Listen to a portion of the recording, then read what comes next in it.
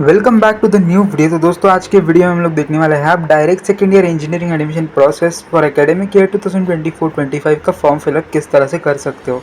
तो सबसे पहले आपको गूगल के ऊपर सर्च करना है CET एडमिशन 2024-25। अभी आपको cetcell.mahacet.org ये वेबसाइट दिख रही होगी। इस वेबसाइट के ऊपर आपको आ जाना है। यहाँ पे आप देख सकते हो अभी आपको जाना है admission process for academic year 2024-25। इसके ऊपर क्लिक करने के बाद आप ऑफिशियल वेबसाइट के ऊपर पहुंच जाओगे जो कि एडमिशन पोर्टल है फॉर एकेडमिक ईयर 2024-25। ठीक है, अभी यहाँ पे आपको नीचे आना है और लेफ्ट साइड में अगर आप देखोगे तो आपको नीचे देखने को मिलेगा direct second year engineering DSC। इसके ऊपर आपको क्लिक करना है। अभी ये जो है डायरेक्ट सेकेंड ईयर इंजीनियरिंग का ऑफिशियल पोर्टल है। यहाँ से आप पिछले साल का कट ऑफ भी डाउनलोड कर सकते हो जैसा कि यहाँ पे दिया गया है। ठीक है, अभी आपको यहाँ पे न्यू कैंडिडेट रजिस्ट्रेशन के ऊपर क्लिक करना है अगर आप फर्स्ट टाइम यहाँ पे आ रहे हो तो। अभी यहाँ पे आपको बहुत सारे इंस्ट्रक्शंस दी गई है कि आपको किस तरह से आपका OTP मिलेगा, देन आपको किस तरह से आपका नंबर डालना है, फिर आप किस तरह से आपका पासवर्ड जनरेट कर सकते हो। ये सब कुछ यहाँ पे आपको डिटेल में दिया गया है, तो आप चाहे तो ये पढ़ सकते हो। देन अभी यहाँ पे आपको सबसे पहले तो आपका फुल नेम एंटर करना है। अभी यहाँ पे जो फुल नेम आपको एंटर करना है वो एज़ पर SSC मार्कशीट होना चाहिए। तो सबसे पहले आप SSC मार्कशीट लीजिए, उस पर देखिए कि किस तरह से आपका नेम लिखा है और वही सेम टू सेम नेम आप यहाँ पे एंटर कर सकते हो। जो मैं एंटर कर रहा हूँ ये एक्चुअली सैम्पल नेम है। अब आपका जो ओरिजिनल नेम रहेगा आपके SSC मार्कशीट के ऊपर वो आप एंटर कर सकते हो। देन आपका ईमेल आईडी, देन आपका मोबाइल नंबर आपको एंटर करना है। स्टेट सेलेक्ट कीजिए, डिस्ट्रिक्ट सेलेक्ट कीजिए, आपका पासवर्ड एंटर कीजिए और रजिस्टर के ऊपर क्लिक कीजिए। देन यहाँ पे आपको ओके करना है। एक बार कंफर्म कर लीजिए कि आपकी सारी इन्फॉर्मेशन करेक्ट है। रजिस्टर के ऊपर क्लिक करने के बाद आपके मोबाइल नंबर के ऊपर एक OTP आएगा। वो OTP आपको यहाँ पे एंटर करना है जिससे कि कंफर्म हो जाएगा कि यही आपका मोबाइल नंबर है और चालू कंडीशन में है। अभी सबमिट के ऊपर क्लिक करने के बाद आपका एक यूनिक एप्लीकेशन ID जनरेट होगा और यही यूज़र नेम और पासवर्ड आप यूज़ करके लॉगिन कर सकते हो। जब भी आप ऑप्शन फॉर्म फिलिंग करते हो या फिर जब भी आप कैप राउंड के अंदर पार्टिसिपेट करते हो, इसी लॉगिन के थ्रू आप कर पाओगे। ठीक है, तो ये है आपका DSC का एप्लीकेशन ID। अभी आपको क्लिक हियर टू लॉगिन के ऊपर क्लिक करना है और आपका फॉर्म आगे का फिलअप करना है। यहाँ पे क्लिक करने के बाद आप लॉगिन पेज फॉर कैंडिडेट इसके ऊपर पहुँच जाओगे। यहाँ पे सबसे पहले आपकी एप्लीकेशन ID जो अभी जनरेट हुई थी वो एंटर करनी है। एप्लीकेशन ID एंटर करने के बाद फिर आपको आपका पासवर्ड एंटर करना है और अभी आपको आपका कैप्चा एंटर करना है जो कि एडिशन होगा और लॉगिन के ऊपर क्लिक करना है। अभी जैसा कि आप लोग स्क्रीन के ऊपर देख सकते हो आप आपके लॉगिन के अंदर आ चुके हो। अभी यहाँ पे आपको सारी डिटेल्स आपकी देखने को मिल जाएगी। अभी यहाँ पे आप SMS लॉग्स वगैरह देख सकते हो। देन कैंडिडेट रजिस्ट्रेशन प्रोसेस, तो कुछ इस तरह से इंटरफेस दिखता है। फिर लेफ्ट साइड में भी आप देख सकते हो आपको बहुत सारे ऑप्शंस देखने को मिल जाएंगे क्योंकि आपको आगे की प्रोसेस यही से करनी है। ठीक है, यहाँ पे आप देख सकते हो आपको ब्लू में दिया गया है कि आप जब भी पासवर्ड क्रिएट करते हो तो आप किसी भी फ्रेंड के साथ या फिर एक्सेस सेंटर के साथ वो पासवर्ड शेयर मत कीजिए। ठीक है, देन SMS लॉग्स आप देख सकते हो, कैंडिडेट रजिस्ट्रेशन प्रोसेस देख सकते हो। ये प्रोसेस हमने डिटेल में ऑलरेडी डिस्कस करके रखी है, तो आपने पिछले वीडियोस देखी नहीं है तो वो जाके आप चेकआउट कर सकते हो। देन अभी आपको यहाँ पे सिलेक्ट स्क्रूटिनी मोड के ऊपर क्लिक करना होगा। सबसे पहले तो आप होम पे क्लिक करोगे तो आप यहीं पे रीडायरेक्ट हो जाओगे, बट हमें तो अगली प्रोसेस करनी है इसलिए सिलेक्ट स्क्रूटिनी मोड के ऊपर जाना है। यहाँ पे आप देख सकते हो ई स्क्रूटिनी और फिजिकल स्क्रूटिनी दो ऑप्शन आपको देखने को मिल रहे हैं। अभी ई स्क्रूटिनी मतलब क्या होता है, आप घर पे बैठ के आपके जो डॉक्यूमेंट वेरिफिकेशन है वो कर सकते हो। अभी यहाँ पे आपको जो डॉक्यूमेंट्स है वो क्लियरली स्कैन करने और अपलोड करना है, फिर वो डॉक्यूमेंट वेरिफिकेशन अच्छे से हो जाता है। अगर कुछ एरर आता है, डिस्क्रिपेंसी आती है तो वो डॉक्यूमेंट आपको वापस भेजा जाएगा, फिर आपको उसे फिर से एक बार अपलोड करना है और आपको सबमिट करना है। देन अभी ई स्क्रूटिनी करने के बाद सेव एंड प्रोसीड के ऊपर क्लिक करने के बाद आपका जो आगे का फॉर्म है वो चालू हो जाएगा। बट हमें अभी फिजिकल स्क्रूटिनी भी हम ट्राई कर सकते हैं। तो फिजिकल स्क्रूटिनी अगर आप सिलेक्ट करते हो तो फिजिकल स्क्रूटिनी मतलब क्या होता है, आपको आपके डॉक्यूमेंट्स लेके एक्सेस सेंटर जाना होता है और फिर वहाँ पे जाके आपके डॉक्यूमेंट वेरिफिकेशन की जो प्रोसेस है वो कंप्लीट करनी होती है। अभी फिजिकल स्क्रूटिनी के टाइम पे आपको एक्चुअली कॉलेज में जाना होता है और ई स्क्रूटिनी में आप डायरेक्टली घर पे बैठ के कर सकते हो। अभी अगर आप फिजिकल स्क्रूटिनी सिलेक्ट करोगे तो यहाँ पे जैसे कि आप लोग देख सकते हो आपको एक स्लॉट सिलेक्ट करना होगा, आप कौन से स्लॉट में फ्री हो और आप कौन से स्लॉट में जाके आपका डॉक्यूमेंट वेरिफिकेशन कर सकते हो। तो हमने डिस्ट्रिक्ट सिलेक्ट कर लिया। देन FC का जो नेम है, आप जिस FC में जाना चाहते हो वो सिलेक्ट कर सकते हो और डेट सिलेक्ट कर सकते हो। अभी यहाँ पे मैं सबमिट के ऊपर क्लिक करता हूँ तो यहाँ पे ऐसा बता रहा है कि स्लॉट्स नॉट फाउंड। अभी यहाँ पे स्लॉट अवेलेबल नहीं है जो मैंने सिलेक्शंस किया है। आप जो भी सिलेक्शन करते हो उसमें आपको स्लॉट देखने को मिल जाएगा, तो वहाँ पे बस आपको स्लॉट सिलेक्ट करना होता है और फिर से बैक जाके आपका आगे का फॉर्म कंटिन्यू करना होता है, ठीक है। और आपको उस टाइम में जाके आपका डॉक्यूमेंट वेरिफिकेशन करना होता है जो भी स्लॉट आपने सिलेक्ट किया है। बट अभी फिजिकल काम नहीं कर रहा है तो हम लोग ई स्क्रूटिनी के ऊपर सिलेक्ट करते हैं एंड आगे का फॉर्म कंटिन्यू करते हैं। तो ई स्क्रूटिनी के ऊपर सिलेक्ट करने के बाद सबसे पहले तो आपको यहाँ पे टाइप ऑफ कैंडिडेचर सिलेक्ट करना होगा। अभी यहाँ पे कुछ नोट आपको दी गई है, आप चाहे तो पढ़ सकते हो, वैसे ज़्यादा ज़रूरी नहीं है। अभी यहाँ पे आपको सिलेक्ट करना है कि आप कौन से टाइप के थ्रू आपका फॉर्म भर रहे हो। तो डिप्लोमा हमने किया है, देन आपका जो कैंडिडेचर टाइप है वो सिलेक्ट करना है। अब ये सारे कैंडिडेचर टाइप्स मैंने आपको ऑलरेडी एक्सप्लेन कर दिया है। Type A he most of the students होते हैं, तो हम लोग टाइप ए से ही कंटिन्यू करेंगे। यहाँ पे type A, type B, type C, type D, type E, ये 5 मेनली टाइप्स होते हैं। ये पाँचों टाइप्स मैंने आपको एक्सप्लेन कर दिया है, तो आप जाके वीडियो देख सकते हो। देन यहाँ पे आप नेक्स्ट देख सकते हो, अगर आप इन पाँचों टाइप्स में बिलोंग नहीं करते हो, इसका मतलब ये है कि आप ऑल इंडिया कैंडिडेट हो और आप other than Maharashtra state candidate हो, ठीक है। देन अदर 2 ऑप्शंस भी आप चेकआउट कर सकते हो, तो आप जो भी हो आप यहाँ पे सिलेक्ट कर सकते हो। बट फिलहाल हम लोग टाइप ए के थ्रू कंटिन्यू करने वाले, तो आपको सेव एंड प्रोसीड के ऊपर क्लिक करना है। टाइप ए सिलेक्ट कीजिए, देन सेव एंड प्रोसीड के ऊपर क्लिक कीजिए। अभी कैंडिडेचर टाइप डिसीजन, यहाँ पे आपने जो भी टाइप सिलेक्ट किया था उसके अकॉर्डिंग आपको यहाँ पे डिटेल्स पूछी जाएगी। तो यहाँ पे सबसे पहले आपको इंस्ट्रक्शंस दी गई है, तो आप इंस्ट्रक्शंस चाहे तो पढ़ सकते हो। अभी सबसे पहले तो आपको आपका जो एसएससी का डिस्ट्रिक्ट है, आपने जिस डिस्ट्रिक्ट से एसएससी पास किया वो सिलेक्ट कीजिए। देन नेक्स्ट आपने किस डिस्ट्रिक्ट से आपका डिप्लोमा पास आउट किया वो डिस्ट्रिक्ट आपको यहाँ पे सिलेक्ट करना है।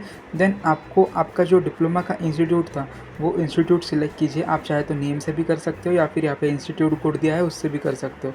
यहाँ पे इंस्टीट्यूट टाइप के अंदर आप देख सकते हो एटोनॉमस, अगर आपका कॉलेज एटोनॉमस होगा तो यहाँ पे एटोनॉमस लिख के आ जाएगा, एल्स यहाँ पे एमएसबीटी एफिलिएट लिख के आएगा। देन यहाँ पे आपको इन तीनों में से एक डॉक्यूमेंट अपलोड करना है, डोमिसाइल सर्टिफिकेट या फिर बर्थ सर्टिफिकेट या फिर स्कूल लिविंग सर्टिफिकेट। जिस भी डॉक्यूमेंट के ऊपर ऐसा मेंशन्ड है कि आप जो है महाराष्ट्र स्टेट के कैंडिडेट हो वो डॉक्यूमेंट आप यहाँ पे सबमिट कर सकते हो। पहले बर्थ देखिए, एलसी देखिए, अगर इन दोनों में नहीं होगा तो आप डोमिसाइल के लिए जा सकते हो, बट मोस्टली लिविंग सर्टिफिकेट के अंदर आपको महाराष्ट्र देखने को मिल जाएगा। तो अभी हम लोग फ़िलहाल के लिए लिविंग सर्टिफिकेट के ऊपर क्लिक करते हैं and then save and proceed के ऊपर क्लिक करते हैं। अभी हम लोग महाराष्ट्र प्रूफ करने के लिए यहाँ पे लिविंग सर्टिफिकेट दे रहे हैं और वो आपको लास्ट में अपलोड भी करना होगा। नेक्स्ट है कैटेगरी डिसीजन। अभी यहाँ पे आपकी कैटेगरी की जो डिटेल्स है वो एंटर करनी है। सबसे पहले तो आप देख सकते हो ओपन के अगर हो तो यहाँ पे पूछा जाएगा कि आपके पास EWS है, do you belong to EWS, तो आप येस पे क्लिक कर सकते हो अगर हाँ तो। देन यहाँ पे आप देख सकते हो कि आपके पास EWS सर्टिफिकेट है, तो यहाँ पे आपको 3 ऑप्शन दिए गए हैं, available, applied but not received and fourth and third is not available. तो अगर आपके पास है तो अवेलेबल कीजिए, अगर आपने अप्लाई किया है बट अभी तक रिसीव नहीं किया है तो आप सेकंड ऑप्शन के ऊपर क्लिक कर सकते हो। बट अगर आपके पास EWS नहीं है तो आप थर्ड ऑप्शन यानी कि नॉट अवेलेबल के ऊपर क्लिक कर सकते हो। अगर आपके पास अभी अवेलेबल है तो आपको प्रोफॉर्मा 5 का जो फॉर्म होता है वो सबमिट करना होगा। यहाँ पे अभी प्रोफॉर्मा 5 का जो फॉर्म है वो आपको कहाँ पे मिलेगा, यहाँ पे आपको क्लिक करना है, क्लिक हियर के ऊपर, और यहाँ पे आप देख सकते हो ये होगा आपका प्रोफॉर्मा 5 का फॉर्म। अभी इसी फॉर्म को आपको फिलअप करना है और यही आगे जाके आपको सबमिट करना है, ठीक है। तो अगर आपके पास होगा तो अवेलेबल के ऊपर क्लिक कर सकते हो। अभी एग्जांपल के लिए हम लोग अवेलेबल के ऊपर क्लिक कर रहे हैं। लेकिन अगर आप रिजर्व कैटेगरी में बिलोंग करते हो तो आपको पूछेंगे कि आपकी सब कैटेगरी क्या है, तो वो आपको एंटर करने बोलेंगे। देन उसके बाद आपकी जो कास्ट है वो आपको यहाँ पे पूछ सकते हैं। तो एग्जांपल के लिए हम लोग यहाँ पे सोनार सेलेक्ट करते हैं 154। देन आपके पास कास्ट वैलिडिटी है क्या, तो एग्जांपल के लिए हम लोग यहाँ पे अवेलेबल सेलेक्ट कर देंगे और ये सेम 3 ही ऑप्शन है जो हमने पहले देखे थे, ठीक है। देन नेक्स्ट यहाँ पे पूछा गया है क्या आपके पास नॉन क्रिमिनल है, तो अगर आपके पास होगा तो अवेलेबल के ऊपर आप क्लिक कर सकते हो, एल्स आपको 2 ऑप्शन तो पता ही है, ठीक है। देन यहाँ पे आपको इंस्ट्रक्शंस दी गई है, important instructions about SEBC candidate reservation policy will be subjected to the decision of the honourable high court in related with petitions, ठीक है। तो आप चाहे तो ये पढ़ सकते हो। और नॉन क्रिमिनल के बारे में ऐसा कहा गया है कि आपका जो नॉन क्रिमिनल है वो एट द रेट 31/3/2025 तक वैलिड होना चाहिए। तो ये है आपकी कुछ इंपॉर्टेंट इंस्ट्रक्शंस। अभी हमारे पास सब कुछ अवेलेबल है, ऐसा कंसिडर करके हम लोग सब कुछ यहाँ पे अवेलेबल के ऊपर सिलेक्ट कर रहे हैं। देन नेक्स्ट आपको पूछा गया है पीडब्ल्यूडी से अगर आप बिलोंग करते हो तो आपको येस सिलेक्ट करना है। येस सिलेक्ट करते हो तो आपको पूछेंगे कि आपका क्या टाइप है, तो वो आपको सिलेक्ट करने बोल सकते हैं। और बट अभी हम नो के ऊपर क्लिक कर रहे हैं। अगर डिफेंस के थ्रू अप्लाई करना चाहते हो तो वहाँ पे स्पेसिफाई करना पड़ेगा, बट हम नहीं है तो हम लोग नो के ऊपर यहाँ पे क्लिक कर रहे हैं। देन आप लोग देख सकते हो इंडियन नेशनलिटी प्रूफ करने के लिए यहाँ पे 3 डॉक्यूमेंट्स दिए गए हैं। इन तीनों में से आपको कोई भी एक डॉक्यूमेंट अपलोड करना है। अभी सबसे पहले आप एलसी के ऊपर चेक कीजिए कि आपकी नेशनलिटी इंडियन दी है क्या। अगर दी होगी तो आप लोग यही अपलोड कर सकते हो। देन बर्थ सर्टिफिकेट चेक कीजिए क्या उसके ऊपर आपकी नेशनलिटी इंडियन दी है। अगर दी होगी तो आप वो भी सबमिट कर सकते हो, या फिर अगर इन दोनों में भी ऐसा मेंशन नहीं है तो आप लोग इंडियन नेशनलिटी सिलेक्ट कर सकते हो। बट एलसी में है तो हम लोग एलसी सिलेक्ट करके सेव एंड सबमिट के ऊपर क्लिक कर दें। देन क्वालिफिकेशन डिटेल्स नेक्स्ट आ जाती है। तो क्वालिफिकेशन डिटेल्स के अंदर सबसे पहले तो आपको 10th के मार्क्स यहाँ पे सिलेक्ट करने हैं। अभी यहाँ पे सबसे पहले आप बोर्ड सिलेक्ट कीजिए कि आपका एसएससी का बोर्ड कौन सा था। देन आपके मार्क्स और आपका पासिंग ईयर और आपके जो क्वालिफिकेशन डिटेल्स है एग्रीगेट वगैरह वो सब कुछ आपको यहाँ पे एंटर कर देना है, ठीक है। परसेंटेज ऑटोमेटिकली कैलकुलेट हो जाएगा। डिप्लोमा में आपको सबसे पहले तो इंस्ट्रक्शंस दी गई है। इंस्ट्रक्शंस मैंने आपको ऑलरेडी एक्सप्लेन करके रखी है, तो अपने पहले की वीडियोस देखी नहीं है तो वैसे आप जाके चेकआउट कर सकते हो। बेसिक इंस्ट्रक्शंस है, आप चाहे तो पढ़ सकते हो, ठीक है। अभी हम लोग यहाँ पे डिटेल्स पढ़ते हैं फॉर डिप्लोमा, ठीक है। तो स्टेटस आपको सबसे पहले पास होना चाहिए। देन आपका डिप्लोमा का पैटर्न सेमेस्टर वाइज था या एनुअल था, वो सिलेक्ट कीजिए। आपका मीडियम क्या था, इंग्लिश होगा तो येस, अदरवाइज नो। देन आपके फाइनल सेमेस्टर का सीट नंबर आपको एंटर करना है, सीट नंबर एंटर कीजिए। देन उसके बाद आपको आपका एनरोलमेंट नंबर एंटर करना है। एनरोलमेंट नंबर एंटर करने के बाद आपका डिप्लोमा पासिंग ईयर सिलेक्ट कीजिए, और सिलेक्ट करने के बाद आपको डिप्लोमा का कोर्स यानी कि आपकी जो ब्रांच थी वो सिलेक्ट करना है। देन आपको मार्क्स कितने ऑब्टेन हुए, टोटल मार्क्स, ठीक है, एग्रीगेट मार्क्स, वो आपको यहाँ पे एंटर करने हैं। तो टोटल मार्क्स ही एंटर कीजिए, जितने आपको ऑब्टेन हुए वो एंटर कीजिए। एंड मार्क्स आउट ऑफ कितने में से आपको ऑब्टेन हुआ है वो लिखिए। फिर आपका जो परसेंटेज है वो ऑटोमेटिकली कैलकुलेट हो जाएगा। अभी यहाँ पे आपको 12th की डिटेल्स एंटर करने हैं। तो यहाँ पे आपको पूछा गया कि आपने 12th दिया है, तो अगर पास्ट हो तो यहाँ पे सिलेक्ट कर सकते हो। तो आपको 12th की डिटेल्स पूछी जाएगी, ठीक है। यहाँ पे पूछेंगे आपके मार्क्स, आपका बोर्ड क्या था, देन पासिंग ईयर। देन आपको बायोलॉजी के मार्क्स पूछ सकते हैं अगर आपने लिया होगा, येस अगर सिलेक्ट करते हो, ठीक है। बट हमने यहाँ पे 12th में अपीयर नहीं किया था, तो अभी हम लोग यहाँ पे नॉट अपीयरिंग के ऊपर क्लिक करते हैं। देन अभी हम लोग सेव एंड प्रोसीड के ऊपर क्लिक करते हैं। देन अभी आगे का फॉर्म कंटिन्यू हो जाएगा। यहाँ पे आप लोग देख सकते हो, यहाँ पे आपको पर्सनल डिटेल्स एंटर करनी है, जो भी आपकी बेसिक डिटेल्स होती है। तो सबसे पहले तो यहाँ पे आपको फुल नेम एंटर करना है, एंटर नहीं करना है जो कि ऑलरेडी पहले से होगा, ठीक है। देन आपका मदर नेम आप एंटर कीजिए। मैं एग्जाम्पल के लिए मेरा ही नाम यहाँ पे एंटर कर देता हूँ। देन आप लोग यहाँ पे आपकी डेट ऑफ बर्थ जो है वो एंटर कर सकते हो। ये जो डेट ऑफ बर्थ है एग्जाम्पल के लिए है। देन यहाँ पे आप देख सकते हो सबसे पहले तो आपको जेंडर सिलेक्ट करना है। देन कंफर्म जेंडर, क्या आप ऑर्फन हो वो सिलेक्ट कीजिए। देन आपकी एनुअल फैमिली इनकम रेंज वो सिलेक्ट कीजिए। रेंज आपको दी गई है उसमें सबको एक सिलेक्ट करनी है। देन रिलीजन आपका क्या है, एग्जाम्पल के लिए सपोज हिंदू हम लोग यहाँ पे सिलेक्ट कर लेते हैं। मदर टंग आपकी क्या है, मदर टंग मराठी है तो मराठी हम लोग सिलेक्ट कर लेते हैं। आपकी जो भी मदर टंग है वो आप सिलेक्ट कर सकते हो। Then if you select mother tongue Marathi you are not eligible to apply for linguistic minority. Do you want to apply as minority candidature, तो अगर आप येस करते हो तो आपको पूछेंगे रिलीजियस माइनॉरिटी टाइप क्या है, बट हम नहीं करना चाहते, हम लोग नो के ऊपर क्लिक करते हैं, ठीक है। देन नेक्स्ट आपको पूछेंगे कि आपकी करस्पॉन्डेंस एड्रेस क्या है। सबसे पहले तो आप रूरल में बिलोंग करते हो फिर अर्बन में। देन आपको आपका यहाँ पे एड्रेस एंटर करने बोल सकता है। तो ये जो एड्रेस है वो आप डिटेल में एंटर कर सकते हो, ठीक है। मैं यहाँ पे सिर्फ डिस्ट्रिक्ट का नाम सिलेक्ट कर रहा हूँ। देन आपका तालुका आपको एंटर करना है, डिस्ट्रिक्ट, विलेज आपका कौन सा है। देन आपको आपका जो पिन कोड है वो पिन कोड आपके एरिया का पिन कोड आपको यहाँ पे एंटर करना है। देन पिन कोड एंटर करने के बाद आप नेक्स्ट देख सकते हैं आपके कॉन्टैक्ट डिटेल्स दिए गए हैं। सबसे पहले तो मोबाइल नंबर है, फिर आपका ईमेल आईडी आपको दिया गया है। अभी हम लोग सेव एंड प्रोसीड के ऊपर क्लिक करते हैं क्योंकि मोबाइल नंबर ईमेल आईडी तो ऑलरेडी है। देन नेक्स्ट आप देख सकते हो upload photo with signature, photo के साथ ही आपको आपकी सिग्नेचर भी अपलोड करनी है।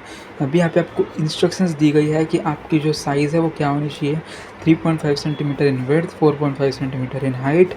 देन आप देख सकते हो कि आपका जो फ़ोटो वगैरह है वो क्लियर होना चाहिए एंड लास्ट 3 मंथ्स के अंदर क्लिक क्या होना चाहिए, ठीक है। यहाँ पे 10 DPI आपको दिया गया है मिनिमम। देन आपका जो फाइल साइज़ है वो 50 KB तक होना चाहिए, उससे ज़्यादा नहीं होना चाहिए। आपका जो फॉर्मेट है वो .jpg होना चाहिए और इम्पोर्टेंट इंस्ट्रक्शंस के अंदर आप देख सकते हो, ठीक है। देन आपको यहाँ पे अपलोड करने के लिए सबसे पहले तो आपको चूज़ फाइल के ऊपर क्लिक करना है। आपका पासपोर्ट फ़ोटो लेना है, ओपन के ऊपर क्लिक करना है। अभी यहाँ पे रैंडमली मैंने गूगल से फ़ोटो उठाया है, वही फ़ोटो मैं आप लोगों को यहाँ पे बता रहा हूँ, ठीक है। तो यहाँ पे आप देख सकते हो फ़ोटो को आपको अच्छे से क्रॉप करके लेना है। अभी क्रॉप करने के बाद फिर आप रोटेट भी कर सकते हो और सेव के ऊपर आपको क्लिक करना है, जिससे कि आपको जो फ़ोटो यहाँ पे आ जाएगा। अभी आपको अपलोड के ऊपर क्लिक करना है, अगर आप फिर से लेना चाहते हो तो रीटेक के ऊपर क्लिक कर सकते हो, ठीक है। अभी हमारा फ़ोटो अपलोड हो चुका है, देन सेव एंड प्रोसीड पे यहाँ पर देन सेव एंड प्रोसीड के ऊपर आपको क्लिक करना है, जिससे कि आपका आगे का फॉर्म स्टार्ट हो जाएगा।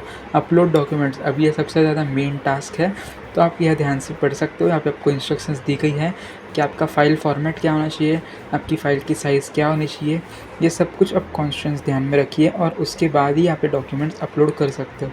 नहीं तो वो डॉक्यूमेंट्स क्लियरली विजिबल नहीं होंगे जो भी उनको आपका डॉक्यूमेंट वेरिफिकेशन करेगा, ठीक है। यहाँ पे आपको सारे डॉक्यूमेंट्स अच्छे से अपलोड करने हैं और यहाँ पे आपको कुछ नोट्स भी दी गई है, ठीक है। तो आप चाहे तो ये पढ़ सकते हो। यहाँ पे ऐसा दिया गया है कि आपको आपका ट्रांसफ़र सर्टिफिकेट आपके एडमिशन के टाइम पे सबमिट करना होगा, बट अगर आपने पहले के डॉक्यूमेंट्स के अंदर एलसी सेलेक्ट किया होगा तो आपको यहाँ पे भी अपलोड करना होगा, ठीक है। तो सबसे पहले जैसे कि आप लोग देख सकते हो आपके 10th के मार्क्स यहाँ पे पूछे गए हैं, तो 10th के मार्क्स अभी आप लोग यहाँ पे अपलोड कर सकते हो। 10th की मार्कशीट अपलोड करनी है। सबसे पहले देखिए कि आपने अच्छे से क्रॉप किया है या नहीं किया है, क्रॉप कीजिए अगर क्रॉप नहीं किया होगा। देन क्रॉप करने के बाद आपको सेव के ऊपर क्लिक करना है। सेव करने के बाद यहाँ पे थोड़ा सा टाइम लेगा और आपका जो डॉक्यूमेंट है अपलोड हो जाएगा। आपको एक पॉपअप भी आएगा अगर अपलोड हो चुका है तो। देन आपको स्टेटस के अंदर देखोगे तो आपको राइट देखने को मिलेगा और आप यहाँ से व्यू भी कर सकते हो कि आपका डॉक्यूमेंट सही से अपलोड हुआ है या फिर नहीं हुआ है। तो अभी हम लोग व्यू के ऊपर देख लेते हैं। तो ये है आपकी 10th की मार्कशीट, यानी कि डॉक्यूमेंट सक्सेसफुली अपलोड हो चुका है। देन उसके बाद आप लोग यहाँ पे एमएसबीटी की जो मार्कशीट है वो अपलोड कर सकते हो। देन उसके बाद स्कूल लिविंग जो कि महाराष्ट्र इंडिकेट करता है, तो उसके लिए आपको डॉक्यूमेंट अपलोड करना है। देन उसके बाद कास्ट सर्टिफिकेट आपको अपलोड करना है। सिलेक्ट कीजिए कहाँ से आपको इशू हुआ, कास्ट सर्टिफिकेट अपलोड कीजिए। देन उसके बाद कास्ट वैलिडिटी कहाँ से इशू हुई, फिर कास्ट वैलिडिटी अपलोड कर दीजिए। फिर उसके बाद यहाँ पे नॉन क्रिमिनल मांगा गया है जो कि 2025 तक वैलिड होना चाहिए। देन उसके बाद स्कूल लिविंग फिर से, क्योंकि हमने इंडियन नेशनलिटी के लिए भी वही डॉक्यूमेंट दिया था। देन चेक कर लेते हैं एग्जाम्पल के लिए। देन आपको सबमिट के ऊपर क्लिक करना है। अभी डॉक्यूमेंट्स तो अपलोड हो चुके हैं। अभी पेमेंट डिटेल्स, अभी आपकी एप्लीकेशन आईडी आपको देखने को मिलेगी, आपको कितना पे करना है, रजिस्ट्रेशन फ़ीस, और अभी आपको पे नाउ के ऊपर क्लिक करना है। अभी यहाँ पे आपको बहुत सारे ऑप्शंस देखने को मिल जाएंगे जिससे आप पे कर सकते हो, जैसे कि यूपीआई या फिर कार्ड या फिर नेट बैंकिंग या फिर वॉलेट, आपके लिए जो भी कन्वीनियंट होगा आप यहाँ पे पे कर सकते हो। देन उसके बाद पे करने के बाद आपका जो एप्लीकेशन आईडी है वो जनरेट हो जाएगा, प्रिंटेबल एप्लीकेशन फॉर्म। तो ये फॉर्म आपको आगे काम में आ सकता है। इसके ऊपर आपकी सारी डिटेल्स जो है मेंशन होगी। तो दोस्तों यही थी कुछ जानकारी जिससे कि आपको ये पता चलेगा कि आप रजिस्ट्रेशन किस तरह से कर सकते हो। आज की जानकारी आपके लिए हेल्पफुल रही होगी तो वीडियो को लाइक कर दीजिए। आने वाले अपडेट्स के लिए चैनल को सब्सक्राइब कर दीजिए। व्हाट्सअप ग्रुप ज्वाइन कर लीजिए क्योंकि आपको सारी अपडेट्स व्हाट्सअप के ऊपर मिलती रहेगी। तो मिलते हैं नए वीडियो में नए अपडेट के साथ।